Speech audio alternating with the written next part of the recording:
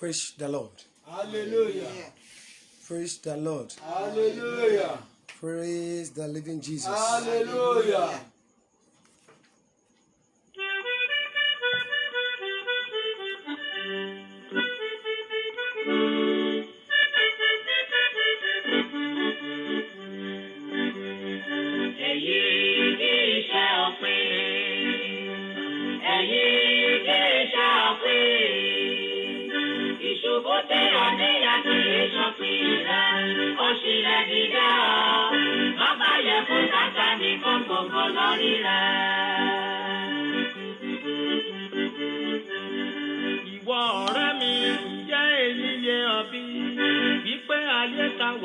Ayé àdánwò ni ènìyàn kan kò sí tí kò ní dánwò tirẹ̀ ṣùgbọ́n tó ní kálukú ló yàtọ̀ síra wọn olówó tẹ̀rí yẹn ó bá tirẹ̀ tálíkà pẹ̀lú tirẹ̀ kò sí ló ń kà ṣùgbọ́n irú ìdánwò tó kò dé bá ọ kìí ṣòpin rẹ̀ o ó sì lè dìde o má báyé fún Sátánì kó gbogbo láyé rẹ̀. God bless you, ma.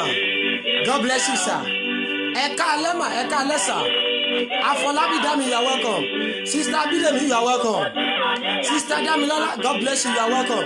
Happy birthday to my lovely daughter. God bless you. Oh, Yewusi, mommy, you are welcome, and God bless you. Prophet Oladimeji Abraham, you are welcome, sir. Sister Adedoyin, God bless you, you are welcome. Adoni Ade, you are welcome. Adedayo Gbenga, Eka Bosa. Ẹ máa bá mi pé àwọn èèyàn wọlé sà.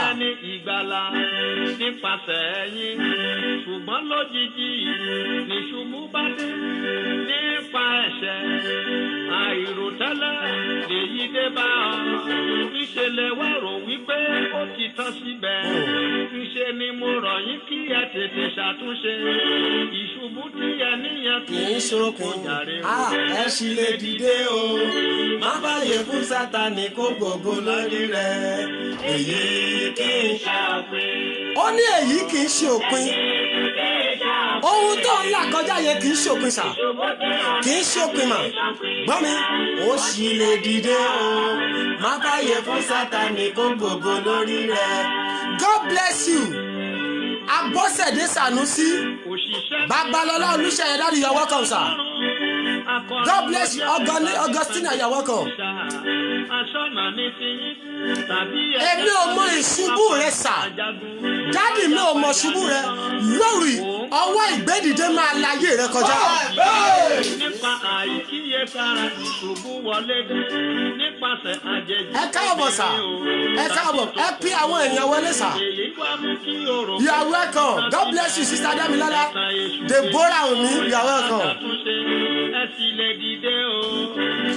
God bless you, Deborah Oni, you are welcome. Èyí kì í ṣe òpin. Ẹ pí àwọn èèyàn wọlé. Ìṣubú tí o níyàn kì í ṣòpin rẹ, ó sì lè dìde o. Má báyé fún Sátánì kó gbogbo lórí rẹ. Ẹ ṣí ẹ̀ sí gbogbo messenger. Ẹ ṣí ẹ̀ sí gbogbo WhatsApp group. Àdáwò ayé lóde gbogbo nǹkan pátá wá dorí kodò fún ọ ọ̀nà àti padà jẹ́ níyàn kò wáyé ọmọ ìrònú àti pokùnso ló sì wá bù ìgbà mìíràn á ṣe ọ́ bí ìkókó sọ́mi. God bless you, ma. Ayọ̀délé Tijani, you are welcome. Lára mi sí o lórúkọ Jésù Kristi. Ọmọ Ọlọ́run. Ó sì lè dìde o ìwọ ṣàgbà Jésù gbọ́ nínú ọ̀rọ̀ rẹ̀. Bẹ́ẹ̀ni. Má fàyè fún Sátánì kó gbogbo lórí rẹ̀. Èyí kì í ṣe òpin. Èyí. Sister Damilola Ajiri King, you are Ajiroba, you are welcome. Ẹ sì lè dìde o. Má fàyè fún Sátánì kó gbogbo lórí rẹ̀. Àǹtí igbó top thinking àfẹ́sọ́nà ló dà ọ́ tí o sì lérò bó ti tán fún ọ ìrònú ikú ló wá gba ọkàn rẹ kan ayé sún ọ pátá ìbàdàn. God bless you, Bukky Akínyẹmí. Kì í ṣe Ọlọ́run. Ìjákulẹ̀ tó dé bá ọ kì í ṣòpin o sì tún lè dìyàwó kọmíṣánná lọ́la ẹ̀bẹ̀ mo bẹ̀ ọ́ ṣe gírí kò sí mọ́kànlé o má fàyè fún Sátánì kó gbogbo lórí rẹ̀ èyí. Màmá Adédèké, you are welcome sir. Ẹgbẹ́ wọ́n lè kọ̀ yín sílẹ̀ lónìí wọ́n sọ pé ẹgbẹ́ kò sọ́nà mọ́mì gbàgbé ẹ̀ ọjọ́ ń bọ̀ lólúwa wí àwọn tó kọ̀ ọ́ sílẹ̀ wọ́n padà bọ̀ wá celebrate ẹ jẹ́ ẹran àṣẹ jáde olúwa rántí mi sí rere, you are welcome. Màmá Adédèké Grace, you are welcome. Gbogbo ẹni tó ti fojú àná wọ̀ ọ́ bó o bá ṣàmì wọ́n máa padà wá kí ẹ kú oríire.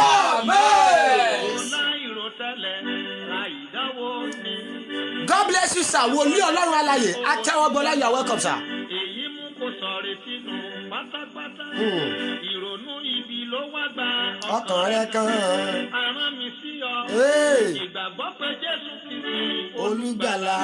Àṣìyà ọ́ lẹ́nu. Bẹ́ẹ̀ni. Ó sì lè dìde o. Má fààyè fún Sátánì kó gbogbo lórí rẹ̀. Dádì, èyí kì í ṣe òpin.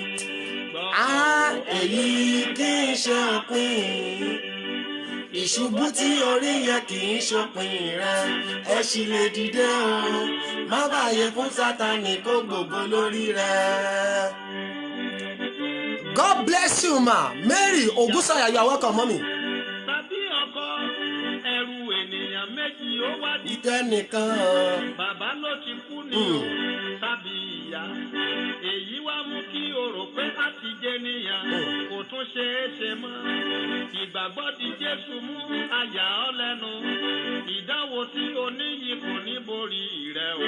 Ó sì lè dìde o. Má fààyè fún Sátánì kó gbogbo lórí rẹ̀. Èyí kì í ṣe òpin. Mr. Ganiu Ibrahim, you are welcome sir. God bless you. Ẹ pé àwọn èèyàn wọlé lórí. Kì í ẹ sì lè dìde o. Má fààyè fún Sátánì kó gbogbo lórí rẹ̀. Lákòótán ara gbogbo ẹ̀yin ènìyàn lọkùnrin lóbìnrin tọmọdé lágbà ìgbàgbọ́ sọtẹ́lẹ̀ rere sí ara rẹ. God bless you sister Lizzie, you are welcome. Ó ní ká fi gbàgbọ́ sọ àsọtẹ́lẹ̀ rere sí ayé ara wa. Ẹnìkan ṣàmì. Ẹja kọ èṣù ó ti mọ́ fò lórí ayé mi, lórí ilé mi, lórí ẹbí mi o. Èṣù ó ti mọ́. Sọ wípé èṣù ti mọ́ fò lórí ayé tèmi. Ó fi gbàgbọ́ sọ̀rọ̀. Èṣù ti mọ́ fò lórí ayé mi. Sátánì ó ti mọ́ lórí ayé mi, lórí ẹbí mi, lórí iṣẹ́ mi o. Èṣù ó ti mọ́ fò. Èṣù ó ti mọ́ fò. Sátánì ó ti mọ́ fò. Lórí ayé mi, Lórí ẹbí mi, lórí ilé mi o. Èṣù ó ti mọ́ fò.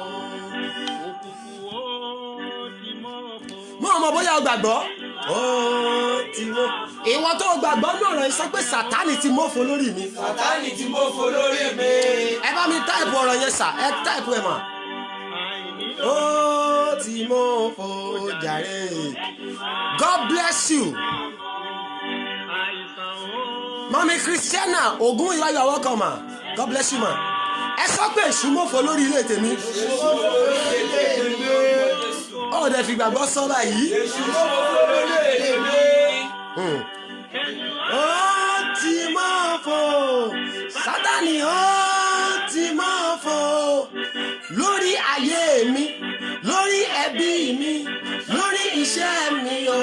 Èṣù ó mọ́fo. God bless you sir. God bless you ma'am. Rasheedat Muritala, God bless you, you are welcome. Ayé yín rí àánú gbà. Bàbá ibi tó parí ẹ̀ sí ni mo fẹ́ ti bẹ̀rẹ̀. Ó ní èṣù ó ti mọ́fo. Sátánì ó ti mọ́fo lórí ayé mi, lórí ilé mi, lórí iṣẹ́ mi o. Èṣù ó tí mo fò ẹni ṣe àmì ọ̀rọ̀ yẹn lórúkọ Jésù Sátánì mọ́fò lórí ọ̀rọ̀ rẹ. Oh my God, ó ṣàmì rẹ pẹ̀lú ìgbàgbọ́ mo ní lórí ayé rẹ sà lórí ayé rẹ mà Sátánì máa mọ́fò gbẹ̀yìn ni. Sọ wípé Satan will run at loss. Satan will run at loss. Oh my God, kí náà pèpè èèyàn run at loss ó túmọ̀ pé kò sáṣeyọrí fún ni. Ẹnìkan ṣàmì lórí gbogbo ẹni sáré ìbànújẹ́ lórí rẹ lórúkọ Jésù wọ́n máa mọ́fò gbẹ̀yìn. Oh my God, ó ti ẹ̀dẹ̀ ṣàmì yẹn gbogbo ẹni sáré ìbànújẹ́ mọ́fò lórí ọ̀rọ̀ rẹ. Mo ní wọ́n máa mọ́fò lórí ọ̀rọ̀ rẹ. Mo ní wọ́n máa mọ́fò lórí ọ̀rọ̀ rẹ. Fún ọ̀rọ̀ yẹn sọ pé Sátánì mọ́fò lórí ọ̀rọ̀ mi. Sátánì mọ́fò lórí ọ̀rọ̀ mi. Sọ wípé lórí ayé mi Sátánì máa mọ́fò. Lórí ayé mi Sátánì máa mọ́fò. Sọ wípé lórí iṣẹ́ mi Sátánì máa mọ́fò. Lórí iṣẹ́ mi Sátánì máa mọ́fò. Ẹ bá mi share rẹ̀ ní 30 times. Mo ní kó sọ̀rọ̀ yẹn pé Sátánì máa mọ́fò lórí ọ̀rọ̀ mi. Sátánì mọ́fò lórí ọ̀rọ̀ mi. Sàmà ẹ gbìyànjú ẹ share rẹ̀ sí gbogbo WhatsApp messenger ẹ share rẹ̀ sí Facebook messenger ẹ create watch party ẹ share sí gbogbo group kẹ́ ẹ máa wá wọlé bọ̀. Èmi ò mẹ́ni ṣàmìsà bó o bá gbàgbọ́ ni ẹni tó ń retí àti fi ọ́ ṣẹlẹ́yà lọ́dún yìí ẹni retí àti já ọ bọ́ sà bó o bá ṣàmì ó máa mọ́fò lórí ọ̀rọ̀ rẹ. Mo ní lórúkọ Jésù ó máa mọ́fò lórí ọ̀rọ̀ rẹ. Bẹ́ẹ̀ ni mo ní kò sí àṣeyọrí ló ń túmọ̀ sí sà kò ṣe kí ni kò sí àṣeyọrí bẹ́ẹ̀ ni Bíbélì wípé ọmọ aládé ayé yìí wá ṣùgbọ́n kí ni kò rí ohunkóhun mú lọ ó túmọ̀ sí pé ọmọ aládé yìí ó ṣàṣedànù lórí ayé yẹn kan ẹni ṣàmì èmi ọmọ aládé ayé yìí tó wá lórí ọ̀rọ̀ rẹ every prince of Persia chosen against your life bó o bá ṣàmì sà tá a yàn ti ìgbéyàwó rẹ tá a yàn ti àwọn ọmọ ológo tó bí tó ní kó ṣàṣedànù lórí ọmọ àṣẹ ni mo rán jáde sà bó o bá ṣàmì ó yá ká mọ́fò lórí ọ̀rọ̀ rẹ mo ní ká mọ́fò lórí ọ̀rọ̀ rẹ mo ní kí wọ́n mú òfò lórí ọ̀rọ̀ rẹ ẹ bí àwọn èèyàn wọlé sà God bless you àríyọ̀ tèmi tọ́pẹ́ ó ti ṣe ọdún kan Ọlọ́run fọdún kan kú ọdún rẹ lónìí ọdún tó ń bọ̀ kò ní bá ọ níbojì àti wọ́n àti gbogbo ẹni ṣàmì ọdún tó ń bọ̀ sàmà lórúkọ Jésù kò ní bá yín níbojì ẹ bí àwọn èèyàn wọlé ẹ ṣí ẹ rẹ̀ ní 30 times má gbàgbé sà mo sẹ́ẹ̀dì kankan sórí àwọn WhatsApp group lẹ́nìí mo ní èní ni ó pé 183 days ó túmọ̀ wípé ọdún yìí kù 183 bẹ́ẹ̀ ni àti nínú 366 àti lo 183 ó kù kíni ó kù 183 ẹni ṣàmì Ọlọ́run tó jẹ́ olo 183 ní ayọ̀ àti àlàáfíà èmi ò mẹ́ni ṣàmì 183 tó kù lórúkọ Jésù wọn ò ní kéde bòjì rẹ ọba ìjọ ẹ̀ẹ́dẹ̀ ṣàmìsà mo ní pé 183 tó kù lórúkọ Jésù àtiwọ́ àtọ́kọ àti aya àtàwọn ọmọ rẹ kò ní bá yín níbojì ẹ fi ìgbàgbọ́ ṣàmìsà Bíbélì rí pé ìgbàgbọ́ ni ohun tí a ń retí ìjẹ́rìísí àwọn tí ohun tí a kò rí sà you have used 183 Bọ́sẹ̀dé Sànúsí olóòtí ṣí ẹ̀rẹ̀ sà lẹ́tọ̀ nílọ áńgẹ́lì àánú lórúkọ Jésù ó yá kó wọlé rẹ̀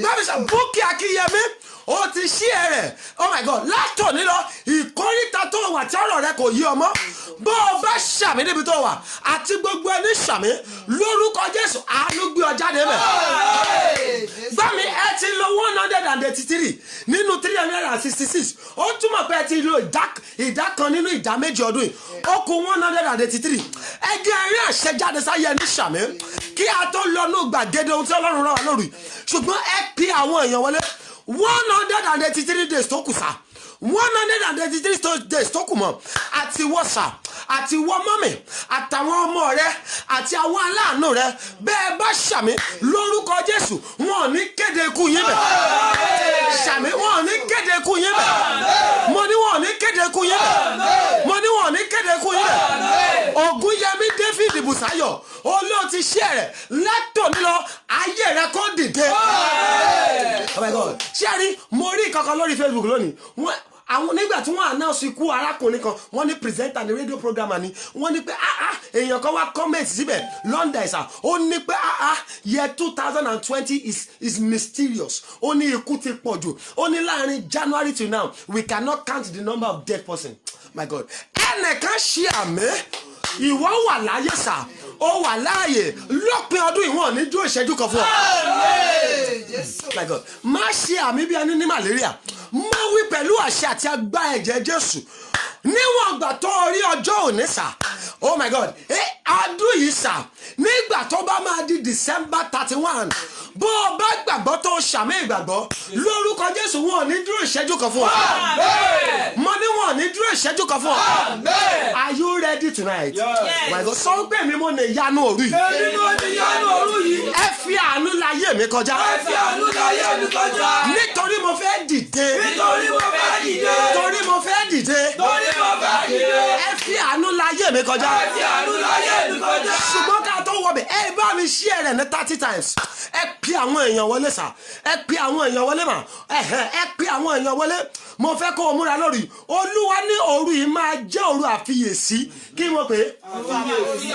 Kí náà pè ní òru àfiyèsí? But oh God bless you sir.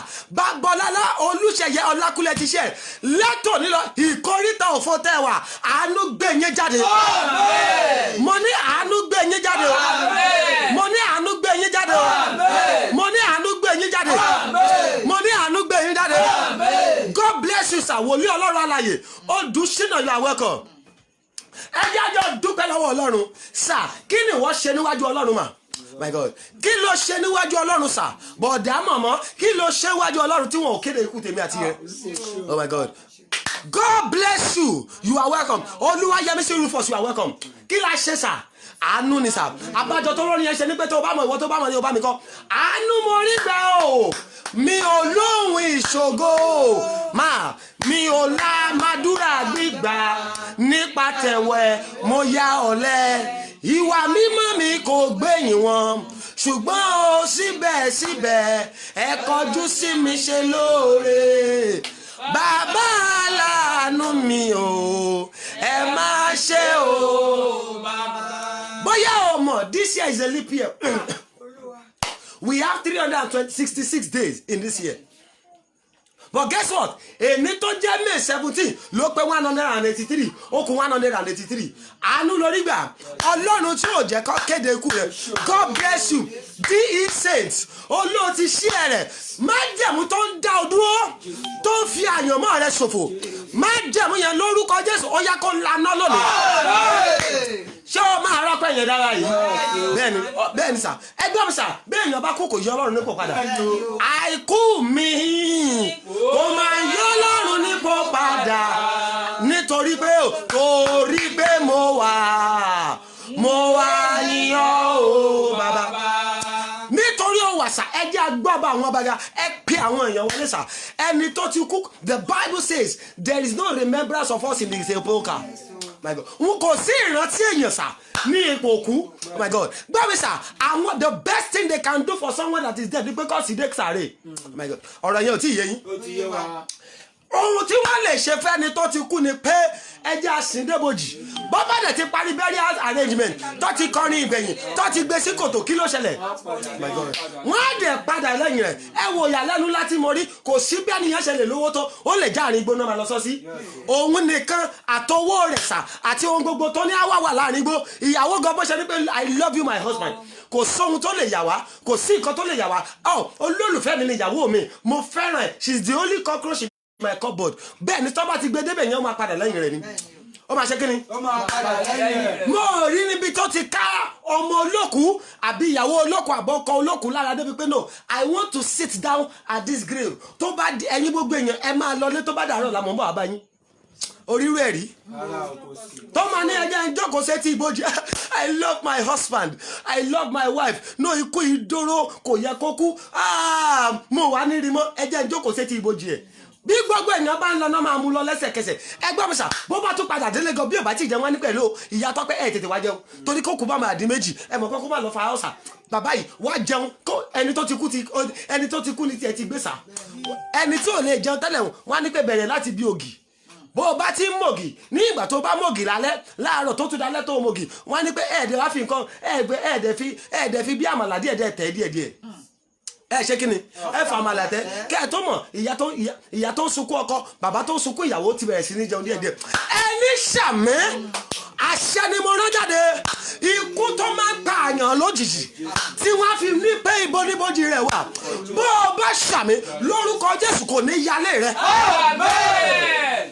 mo fẹ́ kó ṣàmì sà ikú tí ń ba ohun rere jẹ́ mọ́ èèyàn lára my God ikú tí kì í jẹ́ kí èèyàn onírètí ọ̀la ikú tí kì í tó máa ń ba plan ọjọ́ òun jẹ́ lára èèyàn bẹ́ẹ̀ ni let me tell you àwọn tó kú lónìí yẹn wọ́n ní plan fún ọjọ́ ọ̀la ṣùgbọ́n guess what plan yẹn ti wà destroyed báyìí ikú tó fẹ́ ba plan rẹ jẹ́ lórí àwọn ọmọ rẹ ikú tó fẹ́ ba ohun rere tó fẹ́ ṣe jẹ́ bó o bá ṣàmì àtẹ̀yìn tó ṣàmì kò ní yálé wa ṣí àmì kò ní yálé wa ṣé o máa yẹ dúpẹ́ yẹn báyìí Olúwa mo dúpẹ́ tèmi o Olúwa mo dúpẹ́ tèmi o. mo ṣe kí ni Mo dúpẹ́ tèmi. Olúwa mo dúpẹ́ tèmi Olúwa mo dúpẹ́ tèmi. àbújọ tó lónìí yẹn ṣe ní pé mo wà láyé mo wà láyé bàbá ọpẹ́ ló yẹ ẹ jẹ́ a dúpẹ́ lọ́wọ́ Ọlọ́run ẹ pè àwọn èèyàn wọlé bá mi share rẹ̀ ní 30 times jọ ṣíṣí ẹ̀ tẹ́ ẹ̀ bá mi share rẹ̀ a lot of people are calling wọ́n ní pé sir pray for us èèyàn mi kan ló share sí program mi ló share sí timeline mi ló share sórí messenger mi mo dẹ̀ rí pé mo rí àánú gbà nínú abẹ́ ìpàdé ẹ jọ̀ọ́ ẹ gbàdúrà fún mi that means ìwọ náà through sharing you are helping someone out of bondage ẹ pè àwọn èèyàn wọlé sà ẹ jẹ́ á gbàdúrà Olúwa mo dúpẹ́ tèmi Olúwa mo dúpẹ́ tèmi. Olúwa ṣe kí ni Olúwa mo dúpẹ́ tèmi. ó tiẹ̀ sọ̀rọ̀ Olúwa mo dúpẹ́ tèmi. bẹ́ẹ̀ni sà Ọlọ́run tí ó jẹ́ kí àwọn abẹ́lẹ́kú sunkún kọ́mọ náà lè tiẹ̀ wọ́n á ṣe kí ni bẹ́ẹ̀ni àwọn wà nínú bíbélì náà sà wọ́n máa àwọn abẹ́lẹ́kú sunkún wọ́n á máa dára mọ́lẹ̀ oh my God wọ́n á ṣe kí ni wọ́n á máa jára mọ́lẹ̀ Ọlọ́run tí ó jẹ́ kọ́mọ lè tiẹ̀ I want you to give them ẹ pé àwọn èèyàn wọlé God bless you bí ẹ ṣe wọlé bọ̀ Olúwa mo dúpẹ́ tèmi Olúwa mo dúpẹ́ tèmi. àwọn abẹ́lẹ́kú sunkún Àwọn abẹ́lẹ́kú sunkún. ọ̀jà ká mọ̀ náà lé mi Ọjà kọ́ mọ̀ náà lé mi. Olúwa mo dúpẹ́ tèmi Olúwa mo dúpẹ́ tèmi. Olúwa mo dúpẹ́ tèmi Olúwa mo dúpẹ́ tèmi. Olúwa ṣe Olúwa ṣe Olúwa ṣe Olúwa ṣe Olúwa ṣe Olúwa ṣe Olúwa ṣe Olúwa ṣe ẹ ṣé ẹ ṣé ẹ ṣé ẹ ṣé Jésù ẹ ṣé Ọlọ́run ẹ ṣé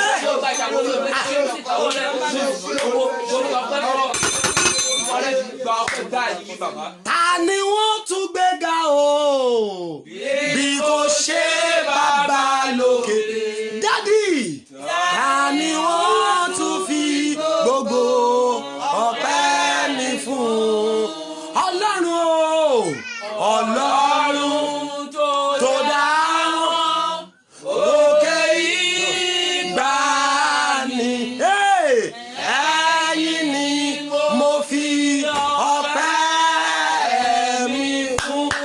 ẹnìkan ṣàmì nítorí o dúpẹ́ oore àwọn Yorùbá bọ̀ ẹni dúpẹ́ oore àná kí ló máa ṣe lónìí á rí òmíràn gbà bó o bá ṣàmì ìyanu tí ayé rẹ nílò Ọlọ́run Olódùmarè ó yẹ kó yọ̀ǹda rẹ̀ fún ọ.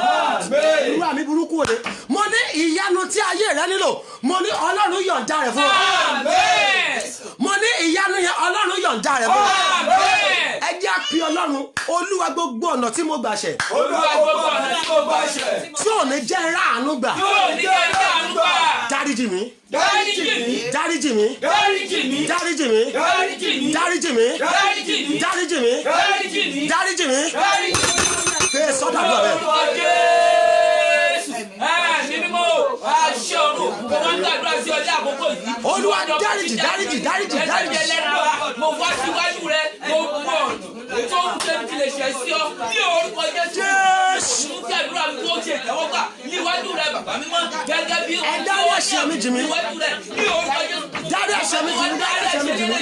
Gbogbo àwọn ẹ̀ṣẹ̀ mi ní ọ̀nà gbọ́dọ̀ èyí tó wù kí ó lè jẹ́. dárí ẹ̀ṣẹ̀ mi jì mí. dárí ẹ̀ṣẹ̀ mi jì mí. Yóò sọ bí mímọ́, yóò sọ bí pé níwájú rẹ ní orúkọ Jésù. Olúwa dáríjì mi. Olúwa dáríjì mi lórúkọ Jésù. dáríjì mi. Olúwa dáríjì mi.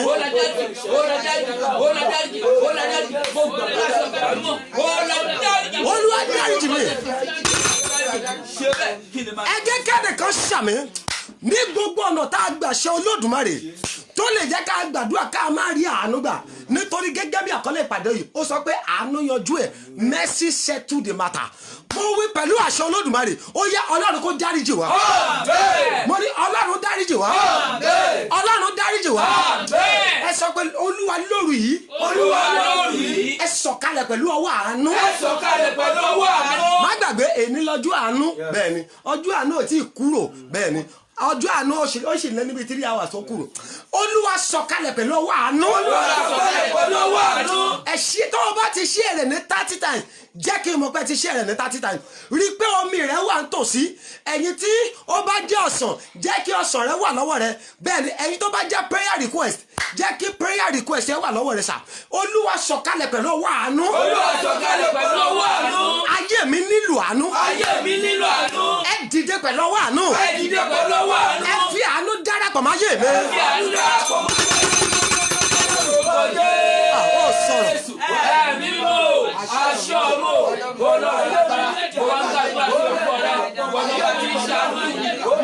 Ṣàánú fún mi. Jésù.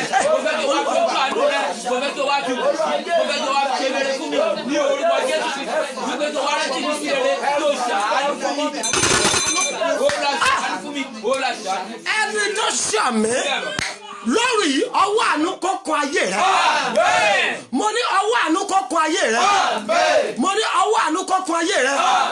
Mo ní ọwọ́ àánú kan ayé rẹ. Mo ní ọwọ́ àánú kan ayé rẹ. Matthew chapter 28 Matthew chapter 11 verse 28 mò ń bọ̀ lórí ẹ̀. Ibẹ̀ l'Olúwa ní kí n ti bá àwọn èèyàn yìí sọ̀rọ̀ bẹ́ẹ̀ ni ibẹ̀ l'Olúwa ní kí n ti ẹ sọ fún Ọlọ́run Olúwa ẹ dìde nítorí ọ̀rọ̀ mi. Bẹ́ẹ̀ ni ṣẹ́rìsà àwọn ogun kan wà ó lè dájà bọ́ọ̀lọ́bọ̀ bá dájà àfàìmọ̀ kan tó má ṣàrin kó má padà kú sínú ogun. Olúwa ẹ dìde nítorí ọ̀rọ̀ mi. Ó bá mi ṣe ẹ̀ wọlé sà Olúwa dìde nítorí ọ̀rọ̀ mi. Báwo ni àbájọ olómọ ń gbọ́ orí kan báyìí sẹ́ ó ní pé aráyé fi mí ṣẹlẹ́yà wọ́n fẹ́ ṣe ẹlẹ́yà mi bàbá mi mọ́ máa gbà fún wọn. Báwo sà àwọn kan fi ẹ́ ṣẹlẹ́yà wọ́n fẹ́ wò pé níbo la pẹ̀lú gbogbo Ọlọ́run rẹ náà pẹ̀lú bó ṣe ń gbàdúrà náà báwo la yí ẹ ṣe padà rí báyìí. Mo fẹ́ kó o gbàdúrà sà mo fẹ́ kó ṣe kí ni Olúwa mi ò lè jáde kan ja ogun yìí. Ẹ dìde nítorí ọ̀rọ̀ mi. Ọlọ́run dìde nítorí àwọn ọmọ Ísírẹ́lì nígbà tí wọ́n wà nílẹ̀ Íjíbítì. Guess what? After how many years? After 430 years. After kí ni mo pè é? 400 years. Oh my God. Ẹ wo iye àwọn tó ti kú sóko ẹrú. Ẹ wo iye àwọn ìran tó ti lọ nígbà yẹn sà. After 430 years lọ́lọ́run ṣe gbé Mósè dìde láti lọ gbé wọn níjà. Ẹ jẹ́ kéèyàn kan ṣí àmì. Ogun tó ń là kọjá tó ti ń borí rẹ lọ díẹ̀díẹ̀. Ogun tó ti ń fi ọ́ ṣẹlẹ́yà. Ogun tó ti ń bèrè pé níbo lọ́lọ́run rẹ wà. Ọlọ́run àwọn bàbá mi ni mo pè. Bó o bá ṣàmì ó yá kó fa ayé rẹ lẹ̀. Oh my God. Mo ní mo ogun yẹn sà ogun yẹn mà bó o bá lè ṣàmì ó yá kó jáde láyé. Oh my God. Caroline Adébọ̀wá Caroline olóòtí ṣe rẹ̀ látòní lọ ọwọ́ tó já ọbọ̀ sà ó yá ọwọ́ yẹn kó gbẹ dànù. Àbáyọ̀mí Matthew ẹ ti ṣe rẹ̀ gbogbo ogun tí máa ń dìde ní àkókò ìlọsíwájú rẹ bólúwa ṣe sọ fún mi nìyẹn bó o bá ṣàmì ó yá iná gbé mi. Ẹ ṣe rẹ̀ ní 30 days kẹ́ pé àwọn èèyàn wọlé Matthew chapter 11 verse 28 kí ló sọ ó ní ẹ wá sọ́dọ̀ mi kí ló pé ó tí ẹ ṣe mí báyìí lórí ẹ̀yin tí ń ṣiṣẹ́ tí a sì di ẹrù wíwọlé lórí tí a ṣe kí ni. Ó túmọ̀ wípé Jesus have not come for a perfect church, he has come for the sickler. You can be sick in every kind of dimension. Kí mo pé ó lè máa ṣàìsàn ní oríṣiríṣi ọ̀nà. Jésù Bíbélì gbọ́ owó wá fún àwọn tó pé àwọn aláìsàn àwọn tó ń ṣàìsàn ni mo wá fún sà. Èmi ò mọ àìsàn ayé rẹ sà. Bó o bá ṣàmì ó yá Ọlọ́run kó wò ọ́ sàn. Ẹgbẹ́ kílọ̀sì àkọ́kọ́ mẹ́ ó ní ẹ wá sọ́dọ̀ mi that means o gbọ́dọ̀ ṣe kí ni tó o bá máa bọ́ tó Ọlọ́run bá máa gbé ẹrù ayé rẹ kúrò kọ́kọ́ wá sọ́dọ̀ mi. Oh my God o kọ́kọ́ ṣe kí ni Ọlọ́run ò lè dá ọ lóhùn bó o bá wá sọ́dọ̀ rẹ̀. Let me tell you this today. Those in the Old Testament, in the New Testament, those who have an encounter with Jesus Christ, their life was never remain the same. Ọlọ́run ṣe kí ni ó yí ayé wọn padà sá. Bẹ́ẹ̀ni àìwá sọ́dọ̀ Ọlọ́run láì rí àánú gbà. Níwọ̀n ìgbà tó o bá dọ́dọ̀ Ọlọ́run gbàgbé ẹ̀ ìṣòro yẹn ò lè ṣe kí ni kò lè borí rẹ̀. Ó ní ẹ wá sọ́dọ̀ mi gbogbo ẹ̀yin tí ń ṣiṣẹ́ tí a sì di ẹrù wíwo lé lórí. Èmi ò mọ ẹrù tí ayé dì lé ọ̀sà. Bó o bá ṣàmì ó yá àjàgà yẹn bọ́lẹ̀. Ẹ wá ẹ ṣí àmì ṣí ẹ̀rẹ̀ ní 30 times ṣí ẹ̀rẹ̀ pé àwọn èèyàn wọlé. That the enemy have placed on you, according to Matthew 11:28, he said, "Come unto me, all ye that labor and are heavy laden." Oh my God, and are heavy laden. Ẹrù ayé, ẹrù má lọ́kọ ní tẹlòmíì, ẹrù má láya ní tẹlòmíì, ẹrù, oh my God, princess ìrẹ̀ládé olóòtí ṣẹ́ rẹ̀ látọ̀ nílọ ìkórìtà tó wà tí kò yí ọmọ àánú kó gbé ọ jáde bẹ́ẹ̀. Mo ní àánú gbé ọ jáde bẹ́ẹ̀. Bẹ́ẹ̀ ìkórìtà má lọ́kọ ní tẹlòmíì sà. Ìkórìtà má ṣàṣeyọrí. Ẹlòmíì ìkórìtà kọ́ promise ẹ̀ kó má múṣẹ ni. Bẹ́ẹ̀ ìkórìtà àìsàn lẹ́lòmíì wà. Ṣùgbọ́n èmi ò mọ kórìtà, mi ò mẹ́rù tí ayé gbèrú ọ. Bó o bá ṣàmì ó yá iná Olódùmarè ó yá kó sọ̀ kalẹ̀. Mo ní iná Olúwa sọ̀ kalẹ̀. Ó ní pé ẹ wá sọ́dọ̀ mi gbogbo ẹ̀yin tí ń ṣiṣẹ́ tí a sì di ẹrù wíwo lé lórí. Èmi yóò ṣe kí ni? Èmi yóò sì fi ìsinmi fún ọkàn yín. Ó gbà ẹgbà verse 29. Ó ní ẹ gbà àjàgà mi sí ọrùn yín kí ẹ sì kọ́ ẹ̀kọ́ lọ́dọ̀ mi. Take my yoke unto you and learn and be taught under me, sir. Oh my God. Nítorí àánú ṣe mi pẹ̀lú ṣọ́ọ̀ṣì tí wọ́n sí. A lot of people ìgbà tó wà láàrin nínú ṣọ́ọ̀ṣì gan náírà yìí gbàdúrà. Ẹlòmíì ẹ lọ́wọ́ kìrìsìtẹ́nì mi lónìí láti ìgbà tí coronavirus ti bẹ̀rẹ̀ tó ti ṣe gbogbo èèyàn mọ́lé ẹlòmíì ò lè gbàdúrà mọ́. Mo máa ń sọ kankan mo ní ẹ kíyèsí o bẹ́ẹ̀ ni àwa church náà lock up but guess what wọn ò lock mi sí àwọn òkùnkùn. God bless you ma you are welcome. Ẹ pè àwọn èèyàn wọlé ṣí ẹ̀rẹ̀. Kí ni mo pè mo ní ṣọ́ọ̀ṣì ni wọ́n lock up àwọn ẹlẹ́mìí òkùnkùn ṣèpàdé tiwọn. Oh my God ṣé ẹ ti rí ọlọ́pàá ẹ ti rí tax force tó wà lójú sọ́mọ̀ tó ní pé ẹyẹ kọ́kọ́ ò lè fò mí báyìí lónìí. Ẹ ti rí mo mọ̀ bóyá Bọ̀dé ti rí bẹ́ẹ̀ni bóyá ìyá blessing ti rí tí ò tẹ̀ fẹ́ sọ fún mi bẹ́ẹ̀ni gbọ́dọ̀ ìwọ ti rírú ẹ̀rí chọ́ọ̀chì náà lock up sà mọ́ṣáláṣí náà lock up ṣùgbọ́n má gbàgbé àwọn ẹlẹ́mìí òkùnkùn ṣiṣẹ́ tiwọn. Nítorí ẹ̀ ni mo ṣe ń sọ kọ́kọ́ pé mo sọ fún àwọn tó tàjọ párapàdé àwọn ọmọ ọjọ́ mi tí wọ́n wá kí mi mo ní ẹ̀lò ẹgbẹ́ ilé ìyáda má fi àdúrà ṣeré nínú ilé rẹ̀ bó o bá lọ fi ṣeré àánú rẹ̀ ṣe mí ó lè wo kó wọ́n lọ́ọ̀kì ṣọ́ọ̀ṣì up tó o bá lọ fi ṣeré àánú rẹ̀ ṣe mí sà. Kí nìdí àwọn ẹlẹ́mìí òkùnkùn this is the time táwọn máa ṣiṣẹ́ ibi nínú ayé àwọn èèyàn ẹ̀ kọ́kọ́ ṣẹ́rí àwọn tẹ́ ń gbọ́ pé ó kú ọ̀pọ̀lọpọ̀ ìbámá ti kú ká ní church wà available nítorí wọ́n á sáré gbé ẹlòmíì wọ church joint prayer á sáré ṣe kíni á ṣiṣẹ́ agbára nínú ayé wọn but wọn ò ráàyè lọ church wọn ò ráàyè lọ mọ́ṣáláṣí kò síbi tó lọ ta ló fẹ́ ráàyè gbàdúrà fún wọn. Ogun àdájà á dẹ̀ borí ẹlòmíì nínú yàrá wọn ọ̀dẹ̀ nínú ẹgbọ́n mi sà ẹni dìde ogun nítorí ọ̀rọ̀ rẹ màmá tó yọ yàtọ̀ mi lẹ́tọ̀ nílọ ìrànlọ́wọ́ kó jálu ayé yìí ohun rere tá à ń béèrè fún kí a tó parí oṣù keje àánú Olódùmarè ó yọ̀ǹda rẹ̀ fún mi màmá Adédèké Grace bẹ́ẹ̀ bá ṣàmì ní gbogbo ibi tẹ́ ẹ bá wà ìrànlọ́wọ́ tí ń gbé ọmọ èèyàn dìde ibi rere tẹ́ ẹ dé àánú Júdà gbogbo ọmọ tó tinú yín jáde lórúkọ Jésù Ọlọ́run gbé wọn débẹ̀ gbogbo ẹni rìnrìn àjò ibi lórí rẹ gbogbo ẹni rìnrìn àjò òkùnkùn lórí rẹ tó o bá ṣàmì tó o dẹ̀ ṣí ẹ̀rẹ̀ ní 30 times lórúkọ Jésù wọn ò ní fara rẹ dé mo ní wọn ò ní fara rẹ dé God bless you sir wòlíì Ọlọ́run alààyè Ṣíjí Olúkáyọ̀dé dáàdì you are welcome sir ìpè yín máa rà àánú gbà sà àwọn ẹlẹ́mìí òkùnkùn ṣe kí ni wọ́n gbọ́lúdé bẹ́ẹ̀ ni ṣọ́ọ̀ṣì náà tì àwọn ẹlẹ́mìí òkùnkùn ṣe ìpàdé wọn lórí sórí tí n bá jáde ṣe ìpàdé tí n bá fẹ́ pray láàrin òru báyìí báyìí sà tó bá ti di 15 minutes to 12 ẹyẹ kan á dẹ̀ fò á dẹ̀ ké lọ oh my God ẹ nọ́tìsì á ké lọ sà tó bá dẹ̀ ti ṣe díẹ̀ á tún ké padà bá kí ló túmọ̀ sí hello aago tó fẹ́ dé o ẹ má jẹ́ ìṣáájú yín dé pàdé hello ọmọ Ọlọ́run mélòó ló gbàdúrà láti bẹ̀ tí lockdown ti bẹ̀rẹ̀ bẹ́ẹ̀ni Olúwa sọ pé ọmọ jẹ́ káwọn tó o bá pàdé mọ kankan pé kọ́ máa fàdúrà rẹ̀ wẹ̀ sí nítorí ní ìgbà tí church bá máa open ọ̀pọ̀lọpọ̀ náà máa ti gbin irúgbìn àbàmì sínú ayé rẹ̀ tí ò bá ṣọ́ra àti kúrò máa wá diṣẹ́ bẹ́ẹ̀ ni àti kúrò àṣẹ kí ni ó mọ̀ pé ìpéjọpọ̀ ọmọ Ọlọ́run tó bá ti ṣẹlẹ̀ tó bá ti lálàá kan Olúwa Jésù gbé jáde lẹ́sẹ̀kẹsẹ̀ ó máa jáde wọn ò jẹ́ lọ ṣọ́ọ̀ṣì láti March ending March April May June àtúrọ̀pọ̀ máa wọlé ní 21 báyìí wọ́n tún ní kò sáàyè fún wa ẹgbọ́n oh my God ogun tó fẹ́ bá lójijì ogun tó ti rápárá láàrin oṣù mẹ́ta yìí ọfà ayé tó ti rápálá wọnú ayé rẹ láàrin oṣù mẹ́ta yìí mo kéde rẹ̀ bí wòlíì Olódùmarè bó o bá ṣàmì iná kò ti jáde rẹ̀. There is no distance in the realm of the spirit. Maybe you are watching me from anywhere in the world. Maybe you are watching from Nigeria.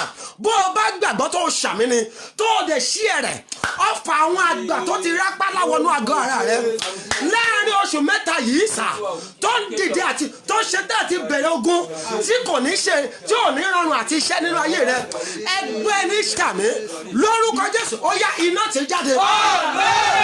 Mo ní iná ti jáde. Jésù ló sọ̀rọ̀ yẹn ó ní ẹ wá sí ọ̀dọ̀ mi bó o bá ti wá sọ́dọ̀ ẹ̀ there is guarantee of deliverance. Oh my God kí ni mo pè é guarantee deliverance wá bẹ́ẹ̀ ni sà tó o bá wá ní òsì yọ tó o bá wá sí ni kò sí ìdáǹdè ṣùgbọ́n níwọ̀n ìgbà tó ti wá níwọ̀n ìgbà tó ti wò mí ẹ gbàgbé ẹ̀ sà àṣẹ ni mo rán jáde mo kéde rẹ̀ bí ọmọ wòlíì tó rí àánú wòlíì ìgbà bí ọmọ tó bá àgbà rè tó dẹ̀ jẹun láwọn abúlábí àwọn àgbà àwọn wo èmi ò sọ àgbà àwọn àgbà rádaràda o mo sọ nípa àwọn àgbà tí wọ́n bá nínú tí wọ́n ṣiṣẹ́ yìí ṣáájú tí wọ́n dẹ̀ fi ìdá wọn lé ẹsẹ̀ Jésù Kristi olùgbàlà. God bless you. Owólabí Precious ó ti ṣí ẹ̀rẹ̀ látòní lọ ìkórìtà tó wà tó fẹ́ ìdásí Olódùmarè kí a tó rí 72 hours àánú gbé ọjà rẹ̀ mọ̀. Àwọn àgbà tí mo sọ rèé àwọn tí à ń wo àwòkọ́ṣe wọn àwọn bíi bàbá mi Prophet Samuel Babátúndé Òní bàbá tó bí mi lọ́wọ́ nìyẹn Ọlọ́run bàbá mi Apostoli Joseph Ayọ̀délé Babalọ́lá Ọlọ́run Gabriel Adédìsí Oyèlámì Ọlọ́run Timothy Olúwọlé Ọbádáre Ọlọ́run Samson Ọládèjì Àkàndé ẹ̀dẹ́ Ọlọ́run David Olúlànà Babájídé Ọlọ́run Isaac Akínyẹlé bẹ́ẹ̀ bá ṣàmẹ́sà ogun tó wọnú ayé rẹ láàrin oṣù mẹ́ta tí wọ́n ti ṣọ́ọ̀ṣì tó ní ẹ̀fílẹ̀ nígbà tí ṣọ́ọ̀ṣì bá máa padà wọlé wọn ò ní rí àdúrà gbà sí bẹ́ẹ̀kọ́gun yẹn pa ọ́ ẹgbù ẹni tó ṣàmì kan fáyà kan lórúkọ Jésù iná ti jáde. Amen fire. Mo ní iná ti jáde. Amen fire. Olúwa ní ọmọ fi irú àdúrà ẹni mẹ́fà tí mò ń gbọ́ hàn àwọn èèyàn yìí. The prayer of 6 people that God can answer. Number 1, prayer of the righteous. Oh my God. According to Psalm 34, verse 17, àdúrà, if God is going to hear your prayers, God bless you. Christiana, ẹ ti ṣí ẹ̀rẹ̀ látòní lọ ẹ̀gàn rẹ kó di ògo. Ẹ pè àwọn èèyàn yìí wọlé sà. Ẹ pè wọ́n wọlé. God will hear your prayers. You must be righteous. Oh my God. Àdúrà Bíbélì pé the prayer of the righteous availeth much. Àdúrà olódodo ṣe kí ni ó ń ṣiṣẹ́ agbára. Dámì bí Ọlọ́run ọba dá ẹ lóhùn sà wo ojú ọ̀nà tó wà. Are you on the right path? Let me tell you, I used to tell people, God is still in the business of doing miracles. God, Ọlọ́run ò níṣẹ́ méjì. Hello, gbọ́dọ̀dá, Ọlọ́run ò lówó tó fẹ́ ná, ìyá blessing. Ṣọlọ́run lówó tó fẹ́ ná ni. Ọlọ́run ò fẹ́ náwó, ìwọ èèyàn ló dá owó fún sà. Ọlọ́run ò lọ́mọ tó fẹ́ bí, ó ti bímọ kan ṣoṣo, èyí ló kú fún gbogbo ẹ̀ṣẹ̀ aráyé, ó ti gba ògo, ó ti gba gbára lọ́wọ́ òkú, á ti gba gbára lọ́wọ́ ìsà òkú, ó gbé ikú mi ní ìṣẹ́gun, ọmọ kan ṣoṣo tó bí náà ní Jésù Kristi. Kò sọ́mọ mi ti Jésù Kristi tó fẹ́ bí, tí Ọlọ́run tó fẹ́ bí sà. Ènìyàn ló fẹ́ bímọ bẹ́ẹ̀ ni sà gbọ́bí sà Ọlọ́run ò ní ìdí ọkọ Ọlọ́run ò ní ìdí ìyàwó àwa èèyàn ló yọ̀ǹda gbogbo ẹ̀ fún ṣùgbọ́n má gbàgbé if you are not righteous gbàgbé ẹ̀ tí èèyàn bá sí lójú ọ̀nà á sọ yọ̀ǹda aládùúgbò àṣà ẹ jẹ́ kí èèyàn kan ṣí àmì mọ́ ọmọ bóyá wà ń bẹ̀ yẹn sà tó o bá ṣí àmì ogun tó fẹ́ sọ ẹ́ di aládùúgbò àṣà tó ní ẹ̀tọ́ rẹ ò ní jálù ọ́ lọ́wọ́ bó o bá ṣí àmì ó yẹ kó fa ayé rẹ lẹ̀. You must be on right path. You must ohun gbogbo tó o bá ń ṣe ó gbọ́dọ̀ ṣe déédéé sà. Oh my God. Kí ni ohun kejì nítorí àkókò wa nítorí a ní àdúrà méje adẹni oh my God màmá Oyèwùsì ẹlẹ́ti ṣí ẹ̀rẹ̀ ẹ̀gàn yín mọ́mì oh my God ṣe ọlọ́run ìkórìtà tẹ́ wà tẹ́ ti nílò ìwọ ọwọ́ ọlọ́run bẹ́ẹ̀ bá ṣàmì àwọn Oyèwùsì àti gbogbo àwọn tó bá mi ṣàmì tẹ̀lé yín lórúkọ Jésù ọwọ́ yẹn kó kan ayé yín ẹ pé àwọn èèyàn wọlé díẹ̀ ẹ pé àwọn ó kù ṣẹ́jú díẹ̀ ẹ má gbàgbé ẹ̀yin oní bottle water gbogbo ẹni ṣàìsàn olúwa ní kẹ́ get bottle water kẹ́ mí sí ọsàn wẹ́wẹ́ díẹ̀ mọ́ ẹ̀yin tẹ́ ẹ bá ní bóyá after the program kẹ́ ṣe ti yín gbogbo ẹni wojú ọlọ́run fọmọsà olúwa ní kí wọ́n get kí ni ọsàn méjì gbogbo ẹni nídìí ọkọ tó nídìí iṣẹ́ tó nídìí ohun rere ẹ get ẹ kọ prayer request ẹ báyìí bá oh my God. Number 2 àdúrà tí ọlọ́run lè dá lò kí ni sà gbogbo àwọn tó wà nínú oyún ẹ get bottle water ẹyọ kan just ordinary bottle water nìyẹn gbogbo àwọn tó wà nínú oyún bẹ́ẹ̀ ẹ get bottle water ẹyọ kan kí ni àdúrà ẹni kejì prayer of the fearful àwọn tó bẹ̀rù olúwa oh my God abájọ tí bẹ́ẹ̀ ṣe wípé ìbẹ̀rù olúwa ní ṣe kí ni ìpìlẹ̀ ṣe ọgbọ́n the fear of the Lord is the beginning of wisdom ẹlòmíì ò bẹ̀rù olúwa you are not gbọ́n oh my God ẹni tí ó bẹ̀rù ọlọ́run tí ò rí ṣé òun ló máa bẹ̀rù ọkọ ṣé òun ló máa bẹ̀rù aláṣẹ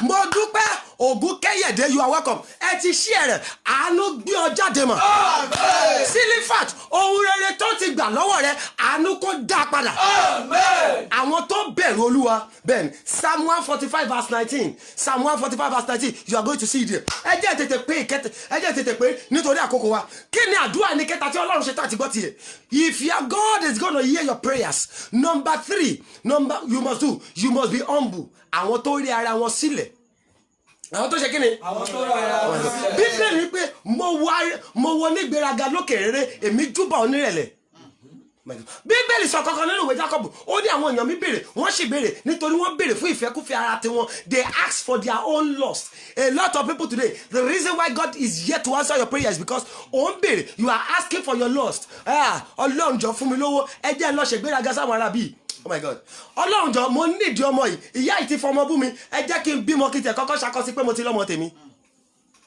ìdí tẹ́lómi ò ṣe rí kọ́kọ́ gbà rè oh my God ṣé kí ni wọ́n ń bèrè mọ́tò olúwa jọ fún mi mọ́tò wọ́n kú ládùúgbò yìí wọ́n á mọ̀ wípé èmi ìyálóde ìyá àjẹ̀bú wọ́n á gbà pé mo dé oh my God ọlọ́run bọ̀ pé no tó o bá fún ẹ ní nǹkan tó ń wòye àwọn tó ń fẹ́ ṣakọ sí wọ́n ṣe tó àti pa ẹ jẹ oh my God wọ́n ṣe kí ni wọ́n ṣe tó àti pa ẹ jẹ ọlọ́run ò bá ní fún nítorí wọ́n ń béèrè fún ìfẹ́kúfẹ́ ara tiwọn ẹlòmíì ń béèrè owó láti jẹ́ kí fámìlì mọ̀ pé mo dé gbogbo ẹ̀yin tẹ́ ẹ̀ tẹ́ríba fún mi ń bá kọ́kọ́ fowó bá ti ń jẹ́ ọlọ́run pa àánú ẹ̀ lè ṣe mi ó lẹ́mìí mọ́nú ó ní kankan nú tó bá wá lọ fún ẹ lówó yìí àfàmì kó má jẹ́ pé àwọn tó gbéraga sí ìlú máa bá tiẹ̀ jẹ́ the prayer of the humble rí ara rẹ sílẹ̀ tó o bá máa jẹ́ kọ́lọ́run béèrè bẹ́ẹ̀ ẹ rí bíbélì sọ kọ́kọ́ nínú ọmọ ti Sàdúsì yẹn ni pé ọlọ́run ìyẹn ni pé ó ní pé mi ò dàbí àwọn ará bíi mo pé mo ń sọ ìdáwẹ́wà mi mo ń sọ táìtì mi mo ń san ọrẹ mo ń tọ́jú àwọn aláìní